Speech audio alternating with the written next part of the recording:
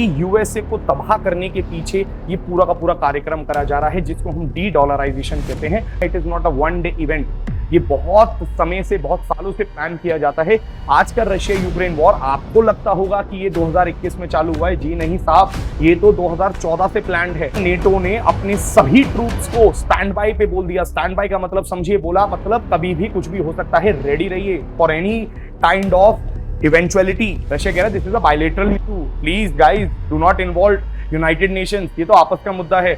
और उसने बोला, याद करो यूनाइटेड नेशंस के अंदर एक प्रोविजन दे रखा है कि प्रोएक्टिव स्टेप लिए जा सकते हैं। से ने इस प्रोविजन को 100 बार यूज करा है अलग अलग कंट्रीज के साथ। प्रोविजन के तहत अगर आप के देश के ऊपर कोई खतरा मंडरा रहा है, आपको लगता है किसी वजह से आपका देश हानि में है, तो आप पहले ही अटैक कर सकते हो उस पर। हेलो दोस्तों, वेलकम टू चहल एकेडमी। आज के इन डेप्थ एनालिसिस में हम लोग 360 डिग्री कवर करने वाले हैं एक बहुत ही इंपॉर्टेंट और न्यूज में बने हुए मुद्दे को, जिसका नाम है रशिया यूक्रेन वॉर। इससे आपकी एग्जाम की प्रिपरेशन आसान और वन स्टॉप सोल्यूशन बन जाती है। आप जानते हैं कि जब भी हम कवर करते हैं तो डिटेल एनालिसिस देते हैं आपको। रशिया यूक्रेन वॉर काफी सालों से न्यूज में है। आप जानते हैं कि पिछले 1.5 से 2 साल हो चुके हैं वॉर को, और अभी युद्ध जो है थमने का नाम नहीं ले रहा है।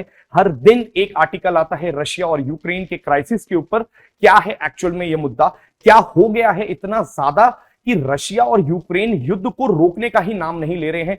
क्या इवेंट्स आए हैं इस पूरी हिस्ट्री के अंदर, आइए चेक करते हैं। पहले चेक करते हैं हम लोग क्या क्या कवर करने वाले हैं। सबसे पहले तो मैं आपको एक क्रोनोलॉजी से स्टार्ट कराऊंगा, जिससे आपको एक थोड़ा टाइमलाइन का आइडिया लग पाए कि कब ये युद्ध छिड़ा, क्या हुआ। दूसरा हम लोग बात करेंगे कॉजेज और रीजंस की। भाई बहुत इंपॉर्टेंट है रीजन समझना। देखो, जो रीजंस आपको मार्केट में समझ में आ रहा है ना, कि नेटो का एक्सपेंशन या फिर रशिया एक तरीके से मना कर रहा है, भाई यूक्रेन आप मत जाइए, नेटो के अंदर एंट्री मत लीजिए, ये तो बहुत सुपरफिशियल एक रीजन है।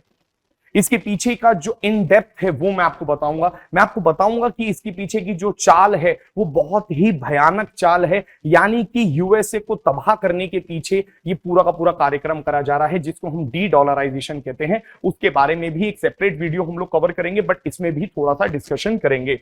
तो कॉजेस की बात करेंगे, अलग अलग कॉजेस को कवर करेंगे। हिस्टोरिकल कॉज क्या है, ज्योग्राफिकल कॉज क्या है, आइडियोलॉजिकल वॉरफेयर क्यों चल रही है, और क्या ऐसा इकोनॉमिकल रीजंस हैं जिसकी वजह से ये वॉर थमने का नाम नहीं ले रहा है और ना ही ये रुकेगा। अभी मैं आपको ये भी बताऊंगा कि प्रेडिक्शन देने वाला हूं कि ये वॉर कब रुकेगा, तो आप वो भी देखिएगा, समझिएगा। फिर इफेक्ट और इंपैक्ट की बात करते हैं। अरे भाई क्या प्रभाव पड़ने वाला है, इफेक्ट और इंपैक्ट क्या है? बहुत भयंकर और भयानक इंपैक्ट पड़ रहा है इस रशिया यूक्रेन वॉर का, बट स्टिल इंडिया अभी भी रशिया की साइड ले रहा है, ऐसा क्या हुआ है? दूसरी चीज अगर मैं आपसे बोलूं कि भारत के ऊपर क्या प्रभाव पड़ता है, यूपीएससी ये भी आपसे पूछ सकता है और कई बार पूछा भी गया है। तो आप देख सकते हैं कि इंडिया के ऊपर जो इंपैक्ट पड़ता है वो GS2 में डायरेक्टली रिलेटेड टॉपिक बन जाता है। That is why Russia Ukraine war आपको पढ़ना है। नेक्स्ट बात करेंगे इंटरनेशनल ऑर्गेनाइजेशंस की। देखिए कई सारी इंटरनेशनल ऑर्गेनाइजेशंस, चाहे वो नेटो हो, चाहे वो G7 हो, चाहे वो ओपेक कंट्रीज हो, ओपेक प्लस कंट्रीज हो, चाहे फिर वो स्विफ्ट की बात करी जा रही हो, कई सारी इंपॉर्टेंट ऑर्गेनाइजेशंस यहाँ पे इन्वॉल्व हैं। चाहे वो B9 कंट्रीज हो, नॉर्वे फॉर्मेट हो, बहुत सारी इश्यूज यहाँ पे इन्वॉल्व हैं। तो वो इंटरनेशनल ऑर्गेनाइजेशन को एक सेपरेट वीडियो में कवर करेंगे, जिससे आपका पूरा का पूरा जो टॉपिक है ना, IR से रिलेटेड हो चाहे ज्योग्राफी से रिलेटेड हो, वो सब कवर हो जाएगा एक वीडियो में। मैं आपको एक और वीडियो इसका पार्ट 2 भी निकालूंगा, जिसके अंदर सभी इंटरनेशनल ऑर्गेनाइजेशंस। फिर हम बात करेंगे रशिया की ज्योग्राफी के बारे में, हम बात करेंगे यूक्रेन की ज्योग्राफिकल जो इंपॉर्टेंस है, कहां से मैपिंग के क्वेश्चन आ जाते हैं। जैसे 2023 का ही क्वेश्चन है कि डॉनबास रीजन कहां का है। अब भाई डॉनबास रीजन के बारे में जब इन्होंने पूछ लिया है, तो आपको पता है कि डॉनबास रीजन फिर इंपॉर्टेंट बन जाता है, करेक्ट? तो डॉनबास रीजन के बारे में यूपीएससी आपसे सवाल पूछ भी चुका है और कई बार आ भी सकता है। अगली बार भी मैपिंग में कुछ रीजंस को पूछ सकता है कि कीव कहां है, खरसन कहां है। इस तरीके के रीजंस को हम कवर करेंगे एक सेपरेट वीडियो में। और लास्ट में मैं आपको एक वे फॉरवर्ड के साथ छोड़ दूंगा। मैं आपको सोचने का समय दूंगा, आपको एनालाइज करने का समय दूंगा। आप कमेंट सेक्शन में बताइएगा क्या इसका सोल्यूशन हो सकता है, क्योंकि way forward is the need of the hour. ये युद्ध रुकेगा तो बहुत सारी चीजें थमेंगी। याद रखिएगा, महंगाई का समय चल रहा है, इन्फ्लेशन से हम लोग निकले ही हैं और अब मंदी का समय चल रहा है। This is a time period of recession. ये एक ऐसा रिसेशन है जो ग्लोबल लेवल पे आने वाला है। विश्व भर के जितने इकोनॉमिस्ट हैं वो डरे हुए हैं कि वॉर के इंपैक्ट्स बहुत ज्यादा हानि पहुंचा रहे हैं नेशंस की इकोनॉमी को। तो लेट अस स्टार्ट, और विदाउट फर्दर डिले हम लोग स्टार्ट करते हैं सबसे पहले क्रोनोलॉजी को। ये बात है 10 नवंबर 2021 की। 10 नवंबर 2021 में आप देखेंगे यूएसए एक रिपोर्ट करता है अनयूजुअल मूवमेंट। भाई एक मूवमेंट स्टार्ट करी जाती है रशियन ट्रूप्स के द्वारा नियर द यूक्रेनियन बॉर्डर्स। तो स्टार्टिंग में ही सबसे पहले तो समझ लो रशिया का पड़ोसी है यूक्रेन, बिल्कुल आपस में एक दूसरे के पड़ोसी हैं। और अगर मैं बोलता हूं इसमें यूएसए कहां पे इन्वॉल्व हो रहा है वो भी आपको समझ में आ जाएगा थोड़ी देर में। बट एक बात याद रखना, यूएसए की एजेंसीज ये बोलती हैं कि रशिया की जो ट्रूप्स हैं, ट्रूप्स का मतलब जो मिलिट्री है, वो मूवमेंट कर रही है और किस तरफ पहुंच रही है, यूक्रेन के बॉर्डर्स के ऊपर। अब आप बोलें यूक्रेन के बॉर्डर्स पे तो ऑलरेडी लगे हुए होंगे ना रशिया की मिलिट्री। जी भाई बिल्कुल बात सही है, रशिया के लोग वहां पे पहले से मौजूद होंगे। बट जब बोलते हैं ट्रूप मूवमेंट्स, इसका मतलब है मैसिव लेवल पे मूवमेंट स्टार्ट हो चुकी है, आर्मी की मूवमेंट स्टार्ट हो चुकी है, टैंक्स मूव कर रहे हैं, खाना पीना राशन, और इससे आप अंदाजा लगा सकते हैं कि कोई वॉर होने वाला है। भाई तभी तो इतना मूवमेंट स्टार्ट कर रहे हो आप देखिए पाकिस्तान के साथ भारत और पाकिस्तान आपस में लॉन्गिट्यूड और लैटिट्यूड शेयर करते हैं। क्यों शेयर करते हैं अपने न्यूक्लियर इंस्टॉलेशंस को, या हम क्यों बताते हैं, इसलिए बताते हैं कॉन्फिडेंस बिल्डिंग। यानी हमें पहले से पता रही कोई मूवमेंट हो रही है आपके न्यूक्लियर इंस्टॉलेशन फैसिलिटीज के आसपास, मिलिट्री बेसिस के पास, एयरफोर्स बेसिस के पास, तो हमें अंदाजा लग जाता है कि कोई वॉर होने वाला है। ऐसे ही यूएसए को पता चलता है 10 नवंबर 2021 को। 7 दिसंबर 2021 की बात है, यानी कि करीबन 20 से 25 दिन बाद बाइडन साहब जो हैं, जो बाइडन आप जानते हैं यूएसए के प्रेसिडेंट हैं, ये वार्निंग दे देते हैं। किसको दे देते हैं? पुतिन भाई साहब कौन है? पुतिन भैया जी हैं रशिया के प्रेसिडेंट, और बहुत ही दिलदार और बहुत ही एकदम कहते हैं ना कि मास्टर आदमी है। पुतिन साहब को बाइडन जी धमकी देते हैं और बोलते हैं कि हम आपके ऊपर स्ट्रॉन्ग इकोनॉमिक अदर मेजर्स लगाने वाले हैं। मतलब हम आपके ऊपर रिस्ट्रिक्शंस लगा देंगे, आपका खाना पीना बंद करवा देंगे, ट्रेड बंद करवा देंगे, जितना आपका करेंसी हमारी कंट्री में पड़ा है। यानी कई बार आप देखेंगे सेंट्रल बैंक्स क्या करते हैं, अपनी कुछ करेंसी को दूसरे सेंट्रल बैंक्स के पास रखवा देते हैं। उससे क्या फायदा होता है? देखो, जैसे आप अपना पैसा दूसरे सेंट्रल बैंक या अपने देखते हैं आस पड़ोस के बैंक्स में रखवाते हैं, जिससे आपको सेविंग्स रेट मिल जाता है, थोड़ा पैसे पे रेट ऑफ इंटरेस्ट मिल जाता है। ऐसे ही आरबीआई भी आप देखेंगे दूसरे सेंट्रल बैंक्स में रखवाता है, और ऐसे ही रशिया के कई सारा पैसा यूरोप में और यूएसए में एज डॉलर्स फिक्स था। उस सारे पैसे को फ्रीज करने की धमकी दी गई। वैसे तो फ्रीज कर भी दिया गया, बोला कि आप यूट्यूब, गूगल ऐसी सर्विसेज का इस्तेमाल नहीं कर पाएंगे, सैटेलाइट सर्विस का इस्तेमाल नहीं कर पाएंगे, हम आप पे बहुत सारे इकोनॉमिक रिसेशन और रिस्ट्रिक्शंस लगाने वाले हैं। जो हमारे नेशंस, मतलब यूएसए बोलता है कि जो मेरे फ्रेंड्स हैं, वो नेशंस जो मेरे दोस्त हैं, मैं उनसे भी मना करवा दूंगा, और क्या बुलवा दूंगा कि तुम्हारे साथ कोई ट्रेड ना करे। और अगर कोई नहीं माना तो काटसा एक्ट तो है ही है। तो जो भी मेरे खिलाफ काम करेगा, मेरा दोस्त उसके साथ नहीं रह सकता। इस बात पर यूएसए ने धमकी दे दी भाई साहब पुतिन साहब को। तो और वो धमकी क्यों दी जा रही है ये देख लो। बोला कि रशिया ने अगर गलती से भी अटैक करने की साजिश रची, क्योंकि ये बात सबको समझ में आ रही है। देखो, इंटेलिजेंस एजेंसीज जो होती हैं, वो एजेंसीज काम करती हैं, वो एजेंसीज को पता होता है, चाहे वो सीआईए हो, चाहे केजीबी हो, इन सबको पता रहता है कि मूवमेंट क्या होने वाली है, क्या प्लान है। क्योंकि जब भी कोई ऐसी मूवमेंट होती है, प्लान्स होते हैं, तो एक बात याद रखना, it is not a one day event. ये बहुत समय से, बहुत सालों से प्लान किया जाता है। आज का रशिया यूक्रेन वॉर आपको लगता होगा कि ये 2021 में चालू हुआ है, जी नहीं साहब, ये तो 2014 से प्लान्ड है। यानी कि ये 2014 से नहीं, ये तो बहुत समय से पहले से प्लानिंग करते आ रहे हैं। और मैं आपको ये भी बता देता हूं, कहीं ना कहीं भारत को भी इस बात का अंदाजा था। तभी तो आप देखेंगे कि भारत के आरबीआई ने 2020 और 21 में सबसे ज्यादा अपना फॉरेक्स बढ़ाने की कोशिश करी। आप जानते हैं फॉरेक्स क्या होता है? फॉरेन एक्सचेंज, यानी कि भारी मुद्रा। वो मुद्रा को हम लोग इसलिए मेंटेन करके रखते हैं क्योंकि जब भी हम कभी बाहर एक्सपोर्ट करते हैं तो हम लोग उनसे वही मुद्रा मांगते हैं, क्योंकि हम लोगों को बहुत सारी चीजें इंपोर्ट करनी होती हैं। और हम मैक्सिमम क्या इंपोर्ट करते हैं? मान लीजिए मैं बोलता हूं क्रूड ऑयल, क्रूड ऑयल हम किस नेशन से लेते हैं? हम लेते हैं सऊदी अरेबिया से। सऊदी अरेबिया या गल्फ रीजन से आप जब तेल लेते हो तो वो आपसे जो पेमेंट मांगते हैं वो बाहरी मुद्रा में मांगते हैं। तो आप क्या करते हैं, किसी भी इंपोर्ट को कवर करने के लिए अपने पास फॉरेक्स मेंटेन करके हमेशा रखते हैं। अब मैं आपसे ये बात बोल रहा हूं, फॉरेक्स मेंटेन रहता है, वो भारी मुद्रा हमेशा हमारे घर में रहती है, बट एकदम सडन वो भारी मुद्रा आप एक्वायर करने लग जाओ, प्रोक्योर करने लग जाओ, ऐसा क्यों भाई? इसका जवाब दे सकता है कि आरबीआई? जी नहीं, आरबीआई को यह बात पता थी, भारत सरकार को कहीं ना कहीं इस बात का अंदाजा था। रशिया हमारा मित्र है, रशिया ने यह बात कहीं ना कहीं पहले बता चुका है मोदी जी को कि भैया हो सकता है आने वाले समय में मैं अटैक कर दूं और तुम मेरे मित्र हो। याद रखना, अटैक करते वक्त सबसे पहला जो चोट लगती है, सबसे पहली जो हानि होती है वो होती है प्राइसेस में, क्योंकि वॉर आते ही इन्फ्लेशन आ जाती है, महंगाई बढ़ जाती है। और महंगाई बढ़ जाएगी जब ग्लोबल लेवल पे, क्योंकि क्रूड ऑयल की डिमांड बढ़ जाएगी ग्लोबल लेवल पे, तो एक बात तो पक्की हो जाती है कि चीजें महंगी हो गई। और जब चीजें महंगी हो जाएंगी तो जो भी हम इंपोर्ट करेंगे, यानी हम तेल इंपोर्ट करेंगे, बाहर से गोल्ड इंपोर्ट करेंगे, बाहर से खाने पीने की चीजें इंपोर्ट करेंगे, एक्टिव फार्मास्यूटिकल इंग्रेडिएंट्स इंपोर्ट करेंगे, कुछ भी, वो सब महंगा पड़ेगा। और महंगा पड़ेगा तो क्या आपके घर में उतनी मुद्रा अवेलेबल है? हां जी, अवेलेबल है ना, क्योंकि आरबीआई ने पहले ही $400 बिलियन से $600 बिलियन बना लिया अपना रिजर्व। सब एकदम शॉक थे। आप देखेंगे एडिटोरियल्स में ये बार बार खबरें आ रही थी कि why RBI so much increasing, but कहीं ना कहीं इसके पीछे हम लोगों को पता था वॉर होने वाला है। अब इस सब की बात के पीछे सिर्फ एक रीजन है, क्योंकि जब भी कभी लड़ाई होगी, जब भी कभी वॉर होगा, आपका फॉरेक्स आपका बैकबोन बन के खड़ा रहता है। ये फर्स्ट लाइन ऑफ डिफेंस होती है। आप अपने आप को बचाने के लिए फॉरेक्स रखते हैं। यही तो आप जानते हैं 1990 में जब भारत के पास सिर्फ मात्र 18 दिन का फॉरेक्स बचा था, इंपोर्ट कवर कहते हैं कितने दिन तक हम इंपोर्ट कर सकते हैं, तो 18 दिन के बाद हमारे पास कोई वजह नहीं थी। तभी 1991 में एलपीजी, लिबरलाइजेशन, प्राइवेटाइजेशन और ग्लोबलाइजेशन को आप सामने लेकर के आते हैं।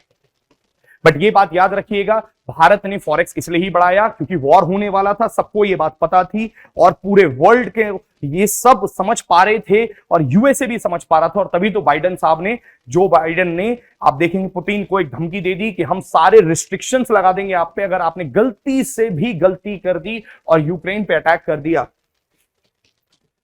अब देखिए 17 दिसंबर 2021 पुतिन साहब ने प्रपोज किया क्या? Prohibition on Ukraine joining NATO. अभी नेटो को ज्वाइन करने के लिए मना करा गया। अभी मैं आपको पूरी कहानी बताऊंगा, समझ में आ जाएगा। नेटो को ज्वाइन करने के लिए मना करा गया। बोला भैया देखो ऐसा है यूक्रेन, अगर तुम नेटो को ज्वाइन करते हो तो हम अटैक करेंगे, हम उसके बिना अटैक नहीं करेंगे, आप मना कर दीजिए। बट ज़ेलेंस्की साहब को समझ में कहां आती है, माथा कहां है उनके अंदर इतना कि उनको ये बात कोई समझा सके कि भाई आपने अपना पूरा देश बर्बाद कर दिया अपनी ही जिद के आगे। आपकी जिद थी नेटो में जाना है, नेटो में जाना है, नेटो वालों ने खुद मना कर दिया ना इस बार। अभी आप हाल ही की रिपोर्ट पढ़ेंगे तो यूएसए साहब ने क्या बोला है, यूएसए के जो बाइडेन ने बोला यार हम लोग नेटो में मेंबरशिप देंगे क्या यूक्रेन को? नहीं देंगे, अभी विचार नहीं किया है, हो सकता है फ्यूचर में कभी सोचें। अरे भाई जिसके पीछे पूरा का पूरा मुद्दा है, जिसके पीछे पूरी की पूरी लड़ाई है, उसके बारे में और उस चीज के लिए तो आप बात ही नहीं कर रहे हो। तो उकसाने वाला यूएसए है। यूएसए याद रखना रायता फैलाने में नंबर 1 देश है, समेटने में नहीं आता है। रायता फैलाओ और निकल जाओ। वियतनाम में यही करा आपने, अफगानिस्तान में यही किया आपने, अब यूक्रेन में आपने यही किया। यूक्रेन के ज़ेलेंस्की भाई साहब को हवा में उड़ा दिया, इतना हवा में उड़ा दिया कि वो भाई कहां पे है आज की डेट में? हवा में ही है। अब समझ ही नहीं आ रहा है करें तो करें क्या। रशिया से पंगा ले लिया नेटो के चक्कर में, चलो जी, तो इन्होंने मना करा, सिंपल सा। भाई पुतिन साहब ने बोला देखो यार ऐसा है, मैं हो गया हूं 65-70 का, मैंने अपना कॉन्स्टिट्यूशन अमेंड करवा दिया है 3 बार, मैं 2000 से ही प्रेसिडेंट हूं, जब खत्म होता है समय तो मैं फिर एक बार आगे बढ़ जाता हूं। इस बार तो मैंने अपने कॉन्स्टिट्यूशन में वो लाइन ही कटवा दी कि कौन कितने समय तक प्रेसिडेंट रह सकता है। मैंने नाम लिखवा दिया है कोरे कागज पे कि मैं ही रहूंगा जब तक मरूंगा नहीं। तो भाई मेरी तो मौत निश्चित है, कभी कुछ भी हो सकता है। बट अब अगर तुम उधर गए तो वॉर तो होगा, ये बात तो गारंटी है, लड़ाई होगी अगर आप गए उधर। तो इसी बात पर पूरा का पूरा लड़ाई छिड़ती जा रही है। 17 जनवरी 2022 रशियन ट्रूप्स बेलारूस। अभी बेलारूस क्या है? बेलारूस एक ऐसा समझ लो, देखो भैया पड़ोसी का पड़ोसी है, मतलब ये वो पड़ोसी है जो रशिया के साथ है। आपके घरों के आसपास भी पड़ोसी होते हैं ना, 3 पड़ोसी, 2 की आपस में बनती है। तो रशिया की बेलारूस से बहुत ज्यादा आपस में एकदम घनी, कहते हैं ना घनिष्ठ मित्रता, वो मित्रता है इधर। तो सवाल यह है कि बेलारूस में क्यों गया अपनी ट्रूप्स को लेके? याद रखना, जितने दरवाजों से लड़ाई करोगे उतने दरवाजे पे यूक्रेन को पहरा देना पड़ेगा। अभी मैं आपको यूक्रेन की ज्योग्राफी बताऊंगा, यूक्रेन का मैप दिखाऊंगा, तो आपको समझ में आ जाएगी कहानी कि मैं बोलना क्या चाह रहा हूं। भाई सिंपल सी बात बोली जा रही है कि यूक्रेन जो है, ये रहा बेलारूस, देखिए आप। तो रशिया इधर तो आ ही चुका है अपनी ट्रूप्स को लेके, अब इधर आया अपनी ट्रूप्स। तो इससे फायदा पता है क्या होगा? बेलारूस उसका दोस्त है, अगर वो 2 जगह से अटैक करेगा तो जल्दी जीतने के चांसेस बन जाते हैं। बट बेलारूस में घुसते ही प्रॉब्लम होने वाली है यूएसए की तरफ से। Hence 24 January 2022 NATO put troops on stand by. अभी नेटो हम पढ़ेंगे 1949 कोल्ड वॉर एरा, क्या लाया गया। तो भैया नेटो ने अपने सभी ट्रूप्स को स्टैंड बाय पे बोल दिया। स्टैंड बाय का मतलब समझिए, बोला मतलब कभी भी कुछ भी हो सकता है, रेडी रहिए for any kind of eventuality. 25 January Russian military exercises involving 6000 troops. अभी पुतिन एक और मौका दे रहे हैं, 6000 ट्रूप्स के साथ एक इन्वॉल्व करके एक्सरसाइज करेगी, और बोला देखो मेरे सारे ट्रूप्स रेडी हैं। समय समय पर आप देखेंगे अपने हथियार चला चला के दिखाता रहता है रशिया। बोल रहा है भाई देखो मैं न्यूक्लियर के लिए भी तैयार हूं, प्लीज मुझे उकसाओ मत। वैसे तो अभी Russia is very acting very responsibly, अभी तो कुछ भी नहीं कर रहा है, कोई न्यूक्लियर बॉम्ब नहीं छोड़ा है, बट बार बार अपनी सरमत मिसाइल 18,000 किलोमीटर वाली मिसाइल को दिखाने का मतलब क्या है? ये बताना है कि भाई सुन, कोई विश्व का कोना नहीं है जहां पे मैं अटैक नहीं कर सकता, मेरे पास न्यूक्लियर पावर है, मेरे पे केमिकल बायोलॉजिकल सब तरीके के वेपन रखे, मेरे को मत उकसाओ, मैं जा रहा हूं, मेरे को आराम से जाने दो, मत लो पंगे। बट मानता भी तो नहीं है ना ज़ेलेंस्की भाई साहब, माने भी तो नहीं। अब ये इस मूवमेंट के बाद भी तो नहीं माने।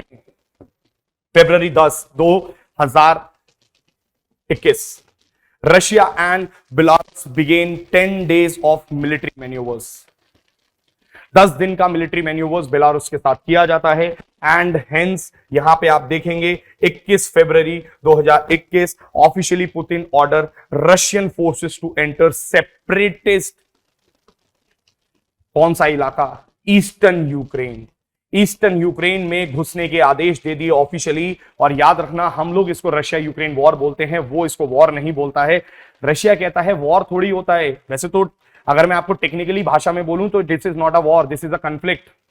ये 2 नेशंस का आपस का मुद्दा है। रशिया कह रहा है this is a bilateral issue, please guys do not involve United Nations, ये तो आपस का मुद्दा है। और उसने बोला याद करो यूनाइटेड नेशंस के अंदर एक प्रोविजन दे रखा है कि प्रोएक्टिव स्टेप लिए जा सकते हैं। मतलब इसका भाई यूएसए ने इस प्रोविजन को 100 बार यूज करा है अलग अलग कंट्रीज के साथ। क्या है ये प्रोविजन? इस प्रोविजन के तहत अगर आप के देश के ऊपर कोई खतरा मंडरा रहा है, आपको लगता है किसी वजह से आपका देश हानि में है, तो आप पहले ही अटैक कर सकते हो उस पर। और वो अटैक यूनाइटेड नेशंस में गलत नहीं माना जाता। रशिया बार बार ये बात बोलता रहा कि यूएसए आपने इसी मुद्दे को उठा करके कितने वॉर्स को सस्टेन करके बचे हो। सेम मुद्दे को यूएसए और रशिया अलग अलग तरीके से यूज कर रहे हैं। तो रशिया ने जब यूक्रेन पे अटैक चालू किया तो बोला रशिया यही सेम प्रोविजन जो यूनाइटेड नेशंस के अंदर अलाउड है, मैं भी वही कर रहा हूं। मुझे डर है कि कल को यूक्रेन नेटो का मेंबर बनेगा, मुझ पे अटैक करेगा, फ्यूचर में मैं अपनी इंटीग्रिटी सोवरेनिटी और अपनी रक्षा नहीं कर पाऊंगा। हेंस प्रोएक्टिव स्टेप लेता हूं और कॉन्फ्लिक्ट को चालू करता हूं। और ये कॉन्फ्लिक्ट का नाम बोला गया डीमिलिटराइजेशन एंड डीनाजिफिकेशन ऑफ यूक्रेन। बोला भैया ये जो नाजिज्म फासिज्म, याद होगा आपको वर्ल्ड वॉर, तो कह रहा है ये जो नाजिज्म वाली अप्रोच है ना, आज भी किसके अंदर? यूएसए के अंदर, जो यूक्रेन के थ्रू पूरा करवाना चाह रहा है। इस नाजिज्म अप्रोच को खत्म कर दूंगा और डीमिलिटराइज कर दूंगा इसकी पूरी की पूरी आर्मी को। मतलब आने वाले समय में रशिया प्रोक्योर नहीं करना चाहता, रशिया एक्वायर नहीं करना चाहता यूक्रेन, सिर्फ उसकी मिलिट्री को सरेंडर करवा के, हाथ जुड़वा के, नमस्ते करवा के निकल जाएगा। बट अपने ट्रूप्स को लगा देगा, बोलेगा देख एक बार तेरे को हरा दिया, अगली बार भी हरा सकता हूं। सिर्फ उसको यही पर्पस सॉल्व करना है। तो स्टार्ट करते हैं अब अपनी वीडियो को कॉजेज से। History, geographical, international, economical, ideological, किसी भी लेवल पे आप इस वॉर को समझने को प्रयास कर सकते हैं। स्टार्ट करते हैं सबसे पहले हिस्टोरिकल रीजन से। जो ये लड़ाई चल रही है इसका मेन इशू तो हिस्ट्री है दोस्तों। अब मैं जल्दी से आपको समझाता हूं। आप फर्स्ट वर्ल्ड वॉर के बारे में तो जानते ही होंगे। पहला विश्व युद्ध 1914 टू 1918 हुआ और अंत खत्म होता है उसका ट्रीटी ऑफ वर्साइल के साथ। बट जो 1914 से 1918 का ये युद्ध हुआ, सेंट्रल पावर्स और एलाइड पावर्स के बीच में हुआ। ये दो टीमें बटी हुई हैं आईपीएल की। एक आईपीएल की टीम जो है उसका कप्तान है वो है जर्मनी, और एक आईपीएल की टीम है जो कप्तान है एलाइड पावर्स का, वो है आपका यूके, ग्रेट ब्रिटेन। और अब होती है टीम डिवाइड, छटनी, क्योंकि विश्व युद्ध है तो जर्मनी के साथ आता है ऑस्ट्रिया, हंगरी, टर्की, और इधर आता है फ्रांस, जापान, रशिया, इटली। ये सब आपस में लड़ते हैं और इसका नतीजा आप जानते हैं कि नतीजा ये, who won the match? Allied powers. Allied powers ये मैच जीत जाते हैं और इसके बाद कहानी आती है आगे सेकेंड वर्ल्ड वॉर की। जल्दी से हम देखते हैं सेकेंड वर्ल्ड वॉर 1939 से 1945। इसमें भी टीम्स का डिवीजन होता है और फिर से विश्व दो बार दो हिस्सों में पोलराइज होता है, चेंज करता है। और इस बार जो एक्सिस पावर है उसका भी जो कप्तान है वो जर्मनी है, और एलाइड पावर्स का कप्तान अभी भी यूनाइटेड किंगडम है। और इस बार भी कौन जीतता है? एलाइड पावर्स जीतते हैं। 1945 में आप जानते होंगे ओपनहाइमर मूवी भी काफी ज्यादा फेमस चल रही है। The Trinity test, the father of atomic bomb, Oppenheimer. USA enter करता है इस वॉर में। पहले तो यूएसए इस वॉर का पार्ट नहीं होता है, यानी कि एलाइड पावर्स जिसमें यूएसए, फ्रांस, रशिया सब हैं, उसमें यूएसए इन्वॉल्व नहीं होता है। बट जापान ने एक बहुत बड़ी गलती कर दी थी। याद रखना, जापान उस समय का बहुत ही घातक देश बन गया था। यूनाइटेड किंगडम उतना घातक नहीं था जितना घातक आपका कौन मौजूद था, जितना घातक जापान हो चुका था। पर्ल हार्बर पर अटैक करते ही सबसे बड़ी गलती करता है जापान अपने पूरे जीवन की। और उसी के बाद तुरंत आप देखेंगे ओपनहाइमर के द्वारा जो ट्रिनिटी टेस्ट पास हुआ था उसमें हिरोशिमा, नागासाकी 7 अगस्त 9 अगस्त को बॉम्ब्स गिरे गए। जैसे ही एटॉमिक बॉम्ब्स जाते हैं वैसे ही 15 अगस्त को जापान सरेंडर कर देता है। 15 अगस्त 1945 को यह वॉर समाप्त हो जाता है। बट इस वॉर का इससे क्या लेना देना? इससे लेना देना है दोस्तों, सिर्फ आपको एक चीज समझनी है, क्या लेना देना है। उससे पहले आपको मैं जल्दी से एक चीज बताना चाहता हूं। विश्व के कुछ टर्मिनोलॉजीज हैं, क्योंकि अगर आप वो टर्म समझ लेंगे तो कहानी समझने में और आसानी होगी। 1945 से पहले विश्व का एक पापा था। देखो, हम हर समय ना विश्व एक जगह पोलराइज रहता है, या एक कह सकते हो सेंटर ऑफ पावर होती है जो सब कुछ कमांड करता है, सॉफ्ट पावर, हार्ड पावर। अगर मैं बोलता हूं 1945 से पहले जो विश्व का सबसे बड़ा लीडर रहा वो रहा ग्रेट ब्रिटेन। ग्रेट ब्रिटेन क्योंकि इकलौता सब कुछ चलाता था। आप जानते हैं कॉलोनाइजेशन का समय था, इंपीरियलिज्म का समय था, तो उसी समय को बोलते हैं यूनिपोलर वर्ल्ड। विश्व एक तरफ झुकाव में था, यूनि का मतलब सिंगल, पोलराइज वर्ल्ड। 1945 से 1991 यूनाइटेड किंगडम खत्म हो चुका था। यही तो वजह है कि भारत को आजादी 1947 तक मिल गई, क्योंकि 1945 तक आते आते द्वितीय विश्व युद्ध में यूनाइटेड किंगडम और ग्रेट ब्रिटेन को इतना ज्यादा हानि हुई थी। उनके घरों में इन्फ्लेशन, महंगाई, अनएम्प्लॉयमेंट, पॉवर्टी इतनी ज्यादा बढ़ चुकी थी कि अब किसी और राष्ट्र में लड़ाई करना संभव ही नहीं था। वहां पे जैसे ही सरकार चेंज होती है पूरा का पूरी कहानी चेंज होती है। तो आप यहां पे देखिएगा 1945 से 1991 में एक समय चालू होता है जिसको बोलते हैं बाइपोलर वर्ल्ड। अभी बाइपोलर क्यों? क्योंकि यूनाइटेड किंगडम अब पापा नहीं रहा, बट विश्व के अंदर दो बहुत बड़े लीडर्स निकले जिसका नाम है United states of America, USA, and USSR. आप जानते हैं सोवियत संघ। ये सोवियत संघ और यूएसए दो विश्व के पापा हैं, बट दोनों पापा बनना भी चाहते हैं। याद रखिएगा, देखिए जब मैं बोलता हूं ना कि विश्व के पापा बनना चाहते हैं, मतलब अपने पास सारी कमांड रखना चाहते हैं, विश्व गुरु बनना चाहते हैं, लीडर्स बनना चाहते हैं। और इसी समय आप देखेंगे कोल्ड वॉर एरा की भी शुरुआत होती है। 1945 से ये शुरुआत होती है और 1991 तक ये चलता है, क्योंकि 1991 में यूएसएसआर का डिसइंटीग्रेशन हो जाता है। यूएसएसआर 15 कंट्रीज में टूट के बट के टूट जाता है, क्योंकि उसके घर में इतने इश्यूज आ जाते हैं, और उसी समय सारी की सारी चीजें समाप्त हो जाती हैं। कोल्ड वॉर एरा भी खत्म माना जाता है। बट जब तक ये दो रहे तब तक उसको हम बोलते हैं बाइपोलर वर्ल्ड, क्योंकि दो जगह पावर्स डिवाइडेड थी। फिर 1991 से लेकर 2008 तक इकलौता विश्व गुरु सिर्फ यूएसए रहा, क्योंकि उस समय उसको कंपटीशन देने वाला कोई था नहीं। एक कितना एकमात्र राज्य किया है 2008 तक, सुपर पावर बना है।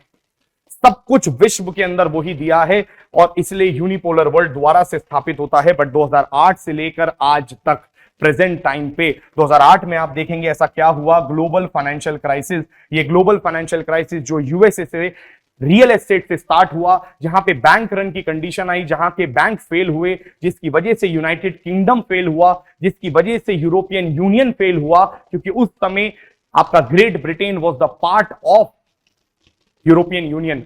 ईयू, यूरोपियन यूनियन नीचे गिरता है और यूरोपियन यूनियन जब नीचे गिरता है, रिसेशन की चपेट में आता है, उसके बैंक्स फेल होते हैं, तो उसका जो ट्रेड है बहुत ज्यादा एशिया से होता है और पूरा का पूरा एशिया डाउनफॉल में जाता है। पर याद रखना, भारत और चाइना एकमात्र ऐसे नेशंस थे जो उस समय भी ग्रोथ पे थे। हम तो 2002 से लेकर के 2007 के पीरियड को बोलते हैं the golden period of Indian economy, जब भारत दोबारा से सोने की चिड़िया बना था।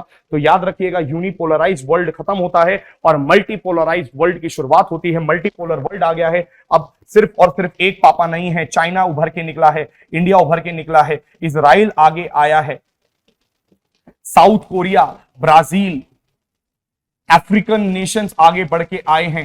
तो आप कैसे बोल सकते हो जापान बाहर निकल के आया है? अब कोई एक सेंटर ऑफ पावर नहीं, अब विश्व बढ़ चुका है, बहुत सारे सेंटर ऑफ कमांड बन चुके हैं। बट एक चीज नहीं समझ में आ पा रही है यूएसए को कि भाई साहब अपने हैंगओवर से बाहर आइए। 2008 के बाद आप विश्व के लीडर नहीं रहे, अब मल्टीपोलर वर्ल्ड है। बट इस हैंगओवर को खत्म नहीं कर पा रहा है, इस मानसिकता को खत्म नहीं कर पा रहा है यूएसए। आज भी अपनी हर जगह चलाता है। इसी मानसिकता के खिलाफ पुतिन साहब अटैक कर रहे हैं। अटैक यूक्रेन पे नहीं है, अटैक उस मानसिकता पे है। यही तो आपको बस समझाना है। डी डॉलराइजेशन करने का ये तो एक बहाना है ना भाई? तो स्टार्ट करते हैं सबसे पहले कोल्ड वॉर एरा 1945-1991। एक साइकोलॉजिकल वॉरफेयर स्टार्ट होता है, क्योंकि हॉट वॉरफेयर नहीं कर सकते, एक दूसरे के साथ बंदूक चला के लड़ाई नहीं कर सकते। समझिए इस बात को। जब हम बंदूक चला के एक दूसरे के साथ लड़ाई नहीं कर सकते हैं, एक साथ लड़ाई नहीं कर पाएंगे, क्योंकि हम लोग देख पाए हैं कि एटॉमिक बॉम्ब गिरने की वजह से क्या कलेश हो सकती है, क्या लड़ाई हो सकती है। इसको दूर करने के लिए आप देखेंगे कि एक psychological warfare, ideological warfare, space warfare, arms race, propaganda campaign start करी जाती है और यहीं से शुरुआत होती है द सीरीज ऑफ मिसट्रस्ट। आपसे मैं आज एक सवाल पूछता हूं कि पाकिस्तान और भारत की सबसे बड़ी प्रॉब्लम क्या है? आप कहेंगे टेररिज्म, आप कहेंगे जम्मू कश्मीर, आप बोलेंगे कि भाई कच्छ वाला रीजन, आप बोलेंगे कि भाई हो सकता है वो जो गलत तरीके से टेररिस्ट एक्टिविटीज करवाता है। अरे नहीं साहब, ये सब तो बहुत पहले की बातें हो गई। अब तो भारत बहुत ऊपर उठ चुका है और पाकिस्तान बहुत नीचे गिर चुका है। सिर्फ और सिर्फ एक वजह है, सीरीज ऑफ मिसट्रस्ट, धोखा। हमें धोखा नहीं पसंद। देखो, हम दोस्ती का हाथ बढ़ाने गए, अटल बिहारी वाजपेयी जी भी गए, अलग अलग लोग गए, हम लोगों ने दोस्ती का हाथ बढ़ाया। आपने हमारे घर में बम बनाया, आपने घर में आके बम फोड़ा, पार्लियामेंट अटैक्स करे, आपने 26/11 करा। ये बिल्कुल बर्दाश्त नहीं है। आज की जयशंकर जी स्टेटमेंट क्या देते हैं? No talks till terrorism is there. इसका मतलब आप समझ पाते हैं कि भाई terrorism and talks can not go hand in hand. एक साथ नहीं चल सकते दोनों भाई। या तो आप टेररिज्म खत्म कर लीजिए, टेबल पे तब बिठाएंगे। आप अगर ये सोचते हैं कि टेबल पे हमारे साथ आकर के बातचीत कर सकते हो और पीछे से आकर के अटैक कर सकते हो, तो ये पॉसिबल नहीं है। उरी अटैक आप जानते हैं दोस्तों, क्या मजे लेके आ गए हैं हम। आके घर पे फोन करके बताया हमने, मोदी जी ने खुद कॉल करके बोला कि भाई साहब अटैक कर दिया है, थोड़ा सा देख लो, आग वाग ज्यादा तो नहीं लग गई, बुझा लो। और रही बात दूसरे अटैक की, वो भी आपको पता है, बालाकोट एयर स्ट्राइक। भाई साहब हमारी ब्रह्मोस मिसाइल हमने उधर गिर दी। तो प्लीज, सिर्फ और सिर्फ एक वजह है, जो पाकिस्तान के साथ आज हमारे रिश्ते सही नहीं हो पा रहे हैं, और उसका सबसे बड़ा रीजन मैं आपको बता रहा हूं, वो है धोखा, वो है ट्रस्ट। हमें ट्रस्ट ही नहीं हो सकता उस पर। वो नेशन ऐसा बन चुका है कि हम चाहे भी ना उसके साथ आज दोस्ती रखना तो नहीं कर सकते, क्योंकि हमारा जो 150 करोड़ की जनसंख्या है उसको आज भरोसा नहीं है पाकिस्तान पे। और यही भरोसे की कमी पता है कहां पे है? रशिया, यानी उस समय का सोवियत। क्योंकि जब भी मैं रशिया बोल रहा हूं तो आप इसको मान के चलिए कि 1991 से पहले मैं सोवियत बोल रहा हूं। तो सोवियत जो है ना भाई, उसका भरोसा टूटा। और किसने तोड़ा? यूएसए ने तोड़ा दोस्तों। यूएसए और यूएसएसआर के बीच का भरोसा, सबसे पहला भरोसे की कमी देखिए कैसे आई। अब मुझे एक जवाब दे दो दोस्तों, आप लोग पहले, आप और मैं एक ही टीम से मैच खेल रहे हैं और आपने मेरे को यह नहीं बताया कि मेरे पास एक ऐसा मैजिक बैट है चैन खुली की मैन खुली टाइप वाला ऐसा मैजिक बैट है जो जिसका नाम एटम बॉम्ब है। दोस्तों आपने मुझे ये नहीं बताया, यूएसएसआर को सबसे पहला झटका पता है क्या लगा? सबसे पहला झटका ये लगा कि यूएसए मेरे ही अलाइड पावर्स उसी टीम में लड़ रहा है, और मुझे ये बात तब पता चलती है जब एटम बॉम्ब गिर जाता है जापान पे। You getting my point? जिस दिन एटम बॉम्ब गिरता है उस दिन रशिया को ये बात पता चलती है कि भाई इतना घातक विनाशकारी वेपन भी लेके घूम रहा है यूएसए, ये तो बहुत ही बड़ी प्रॉब्लम की बात है, क्योंकि मेरे से तो चिढ़ता ही है यूएसए, कोल्ड वॉर का एरा भी है। तो भाई एक बात तो पक्की हो जाती है कि कल को मुझ पे गिर दे। भाई सबको डर लगता है ना, आप मुझे क्यों नहीं बता रहे हो कि भैया शाकल्ला का बुम बुम टाइप वाली पेंसिल आप लेके घूम रहे हैं, मेंस का पेपर उससे लिख देंगे? समझिए आपने धोखा दिया। तो इस धोखे से सबसे पहले यूएसएसआर को धोखा लगा और 1951 तक आते आते इसने भी अपना न्यूक्लियर बॉम्ब बना लिया। अब देखिए दूसरा धोखा, मार्शल प्लान। ट्रूमैन डॉक्ट्रिन के बारे में तो आप जानते ही होंगे। ट्रूमैन साहब अपनी एक स्पीच देते हैं और उसमें एक मार्शल प्लान को लॉन्च करते हैं, जिसके अंतर्गत वो ये बोलते हैं जो नेशन कैपिटलिज्म या कैपिटलिस्ट बन जाएंगे, या जो नेशन मुझे पिताजी बोलेंगे, जो नेशन मेरी वाहवाही करेंगे, जो नेशन मुझे पापा बोलेंगे, जो नेशन मेरे ग्रुप में बन जाएंगे, मेरे ही ग्रुप में आ जाएंगे, उसको मैं पैसा दूंगा पोस्ट वॉर रिकवरी। भाई क्या है ये बात? ये बात कुछ नहीं है, सिर्फ और सिर्फ एक चीज के पीछे की बात है कि पोस्ट वॉर जो पैसा दिया जाएगा वो इस नाम पे दिया जाएगा कि अगर आप मेरी टीम का मेंबर बन जाते हैं। इसी के खिलाफ आप देखेंगे यूएसएसआर भी ले आया मोलोटॉव प्रोग्राम। मोलोटॉव प्रोग्राम भी सेम काम कर रहा है, और वो क्या बोल रहा है कि जो कम्युनिस्ट बन जाएंगे, जो कम्युनिज्म आ जाएंगे, जो सोशलिज्म को अडॉप्ट कर लेंगे, जो कैपिटलिज्म को पापा नहीं बल्कि कम्युनिज्म को पापा बोलेंगे, जो यूएसएसआर के साथ जुड़ जाएंगे, उसको मैं पैसा दूंगा पोस्ट वॉर रिकवरी के लिए।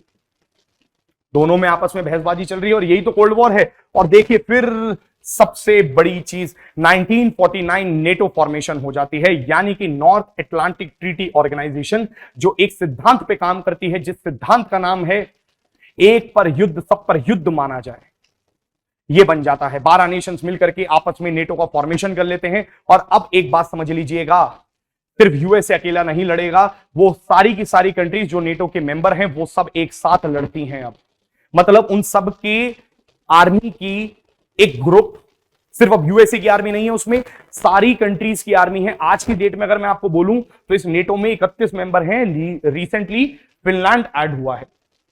अभी स्वीडन की बात चल रही है, आप जानते होंगे कुरान को जला दिया गया था स्वीडन के अंदर इसी वजह से। तो भाई स्वीडन की बात चल रही है, टर्की उसको विरोध कर रहा है, वो सब अपने आप में एक अलग टॉपिक है, कभी और डिस्कस करेंगे। बट ये बात याद रखिएगा 31 मेंबर हो चुके हैं। मतलब आज नेटो से लड़ाई जब होती है ना, तो एक से लड़ाई नहीं होती है, कितनों से लड़ाई होगी? 31 से। अब मुझे एक बात बताओ भाई, कल को मेरे सामने एक व्यक्ति मुझसे लड़ने आता है, सिंगल 1 on 1, पहले तो मैं लड़ाई अवॉइड करता हूं, आपको पता ही है, मैं वायलेंस वाला आदमी नहीं, नॉन वायलेंस वाला आदमी हूं। बट मान लेते हैं हाइपोथेटिकल सिचुएशन, एक व्यक्ति बिल्कुल लड़ने पे आ ही गया है, तो चांसेस क्या है? 50-50। हो सकता है मैं हार जाऊं, हो सकता है मैं जीत जाऊं। सेम केस था यूएसएसआर के साथ।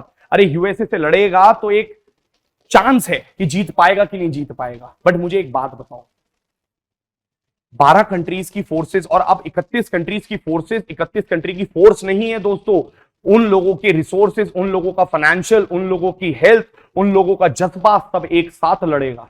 कैसे जीत पाएगा ये यूएसएसआर? बट यूएसएसआर भी तो जानता है, और 1955 में वॉर्सो पैक्ट लाता है, 1955 में सेम काम यूएसएसआर भी करता है और इसी सिद्धांत पे काम करता है कि एक पर युद्ध सब पर युद्ध माना जाए। और देखिए सीरीज ऑफ मिस्ट्रेस चालू हो जाती हैं। यहीं पे आपको देखने को मिलेगा यूएसएसआर सबसे पहला आईसीबीएम बना लेता है, inter continental ballistic missile. Inter continental का मतलब आप जानते हैं कि एक कॉन्टिनेंट से दूसरे कॉन्टिनेंट पर अटैक करने की क्षमता रखता है। और बैलिस्टिक मिसाइल का मतलब मैं आपको बता देता हूं, मिसाइल बैलिस्टिक ऐसी होती है जो इस तरीके से पैराबोला शेप बनाती है, अपर एटमॉस्फेयर में जाती है और फिर जाके नीचे अटैक करती है। एक और मिसाइल होती है जो आपने नाम सुना होगा, उसे बोलते हैं क्रूज मिसाइल। क्रूज मिसाइल क्या होती है? ऊपर जाती है बट नीचे आती है और ग्राउंड के सतह से बहुत थोड़ी सी हाइट पे मूव करती है, बहुत ऊपर नहीं जाती है, पैराबोला नहीं बनाती है, ऊपर जाती है इस तरीके से और फिर नीचे आके अटैक करती है, जैसे अपनी ब्रह्मोस। बट अगर मैं बोलूं अग्नि मिसाइल, वो क्या है? बैलिस्टिक मिसाइल है। अब मुझे एक बात बताओ, कल को आपको युद्ध लड़ना है, किसी से भी युद्ध लड़ना है मेरे भाई, क्या फायदेमंद है? एक है कि आप पास जाके उसके युद्ध लड़ रहे हो, चाकू मार रहे हो, पास जाके उसको मारने की कोशिश कर रहे हो, तो चोट आपको भी तो लग सकती है, आपकी भी तो हानि हो सकती है। बट व्हाट इफ एक व्यक्ति है मेरे पे पत्थर मारता है और वो पत्थर मेरे घर से 20 किलोमीटर दूर ही गिर जाता है, तो मेरे को कभी चोट लगेगी? नहीं लगेगी। बट जब मैं पत्थर मारता हूं या मैं कोई भी चीज फेंकता हूं तो उसके घर तक जाती है। यानी कि अब यूएसएसआर के पास एक ऐसी क्षमता है कि वो अपने घर में बैठे बैठे एक मिसाइल लॉन्च कर सकता है जो यूएसए के किसी भी पोर्शन पे जाके गिर सकता है। Intercontinental ballistic missile. अब और ज्यादा डर लगा यूएसए को, और यूएसए ने भी बना लिया। फिर स्पेस वॉर स्टार्ट होता है। पहली सैटेलाइट आपका यूएसएसआर भेजता है और उसी को कंप्लीट करने के लिए नासा जो है अलग अलग तरीके से आगे भेजती रहती है मिसाइल्स। तो आप देख पा रहे हो कि सीरीज ऑफ मिसट्रस्ट चालू हो चुका है दोनों नेशन के बीच में। अब सवाल यह है, मैं आपसे एक सवाल पूछना चाहूंगा दोस्तों। मेरा बहुत सिंपल सा आपसे एक क्वेश्चन है। हाल ही में पुतिन साहब से एक चीज पूछी गई कि भैया वॉर क्यों हो रहा है, आपके हिसाब से वॉर क्यों होना चाहिए, या ये वॉर आप क्यों करवा रहे हैं, इस वॉर को रोक दीजिए ना प्लीज। तो वो पता है एक चीज बोलते हैं। क्या बोलते हैं? बहुत मजेदार सी बात है। वो बोलते हैं, अब बैठिए एक बार, सारे प्रेस कॉन्फ्रेंस वालों को बिठाते हैं और बोलते हैं आप मुझे बताओ मेरी गलती क्या। चलो let us discuss the history. और यहीं से आपको अपना पहला रीजन नंबर 1 पता चलेगा, लड़ाई का। वो बोलते हैं कि यार साहब एक समय था जब कोल्ड वॉर एरा था, है ना भाई साहब, बाइडन साहब आप जानते हैं ना ये साहब, कि एक कोल्ड वॉर का एरा चल रहा था। और उस कोल्ड वॉर के एरा में 1945 से लेके 1991 तक आपको भी ट्रस्ट डेफिसिट था, आपको भी भरोसे की कमी थी यूएसएसआर पे। मैं मानता हूं, हमें भी आप पे कमी थी, हम मानते हैं। आप भी न्यूक्लियर बॉम्ब बना रहे थे, हम भी न्यूक्लियर बॉम्ब बना रहे थे, आप भी आर्म्स रेस में लगे हुए थे, हम भी आर्म्स रेस में लगे हुए थे। आपने केमिकल वेपन्स बनाए, हमने भी बनाए, बायोलॉजिकल वेपन्स बनाए, हमने भी बनाए। ये लड़ाई चलती रही। कोल्ड वॉर की मानसिकता बढ़ती रही। उस समय आप भी चाहते थे कि कम्युनिज्म बड़ा हो, हम भी चाहते थे कम्युनिज्म बड़ा हो, और आप भी चाहते थे कैपिटलिज्म बड़ा हो। वो सब चीजें जायज हैं। वो बाइडन को बोलते हैं, मैं सारी बातों से एग्री करता हूं। 1991 से पहले जो था सब जायज था। 1949 में आपने नेटो बनाया, 1955 में हमने भी तो वॉर्सो बनाया। आप भी गलत, हम भी गलत, सब कुछ सही। अब मुझको ये बात बताओ, 1991 में जब यूएसएसआर टूटकर 15 कंट्रीज में बिखर गया, जब वॉर्सो पैक्ट खत्म हो गया, नेटो क्यों जिंदा रहा? नेटो बनाया क्यों था? नेटो तो इसलिए बनाया गया था ना, कोल्ड वॉर के चक्कर में बनाया गया था ना भाई। कोल्ड वॉर मानसिकता तो 1991 में खत्म हो गई। बाइपोलर वर्ल्ड था, मैं मानता हूं। उसके बाद तो आप ही एकमात्र राजा थे। यूनिपोलर वर्ल्ड की स्थापना हो चुकी थी, हम खत्म हो चुके थे, अफगानिस्तान में हार चुके थे। क्या करना था आपको? क्यों नेटो फॉर्मेशन जिंदा रही? नेटो जैसी ऑर्गेनाइजेशन मानसिकता को शो करती है। अब सवाल यह है कि नेटो की फॉर्मेशन तक 12 कंट्रीज थी, 1991 तक 12 कंट्रीज थी, और मैक्सिमम एडिशन कंट्रीज का 1991 के बाद हुआ है। पुतिन बोलते हैं यह मानसिकता को शो करता है कि आप आज भी कोल्ड वॉर मेंटालिटी के जीवन में जीते हैं, आप आज भी कम्युनिज्म को खत्म करना चाहते हैं, आप आज भी रशिया को तबाह करना चाहते हैं। हम नहीं चाहते हमारा वॉर्सो खत्म हो गया। मजाक की बात एक और बताता हूं, जितनी कंट्रीज उसमें से टूट के बनी, उसमें से यूक्रेन को छोड़ दें तो बाकी सब कंट्रीज जो यूएसएसआर में से टूट के बनी वो नेटो का मेंबर्स हैं। इसका मतलब आपने उनको फंसाया कि नहीं फंसाया, हमारे खिलाफ भड़काया कि नहीं भड़काया? तो भाई कैसे भरोसा कर लूं? देखो अब कंट्रीज, चेक Republic, Hungary, Poland, Bulgaria, Estonia, Latvia, Lithuania, Romania, Slovenia, Albania, Croatia, Montenegro, North Macedonia और हाल ही का फिनलैंड। आप आज भी कोशिश कर रहे हैं कि यूक्रेन भी इसका मेंबर बन जाए। अरे तो भाई इसका मतलब तो एक सिंपल सी बात हो गई ना।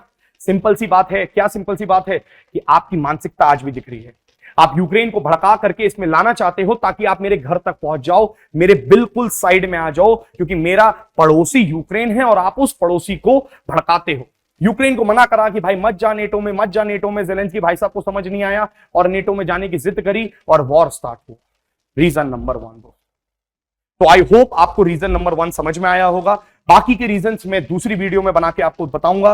क्योंकि इसके कुछ पार्ट्स आएंगे दोस्तों। देखो, हम हर पार्ट में एक अच्छा टॉपिक डिस्कस कर रहे हैं, आप इसको समझिए। डिटेल एनालिसिस होना बहुत जरूरी है, क्योंकि जब मैं आपको डी डॉलराइजेशन बताऊंगा ना, इसका एक पॉज, तो वहां पे इकोनॉमिक्स का समझना बहुत जरूरी है, डेप्रिसिएशन एप्रिसिएशन का समझना, एक्सचेंज रेट का होना, तभी तो आपको समझ में आएगा क्यों रुपी रूबल एग्रीमेंट आया, क्यों अभी मोदी जी जब यूएई गए तो दिरहम पैक्ट साइन करके आए। तो हम लोग इसको 3 पार्ट्स में कवर करने वाले हैं, जिसमें इंटरनेशनल ऑर्गेनाइजेशन, ज्योग्राफिकल फीचर्स, सब कुछ कवर करेंगे।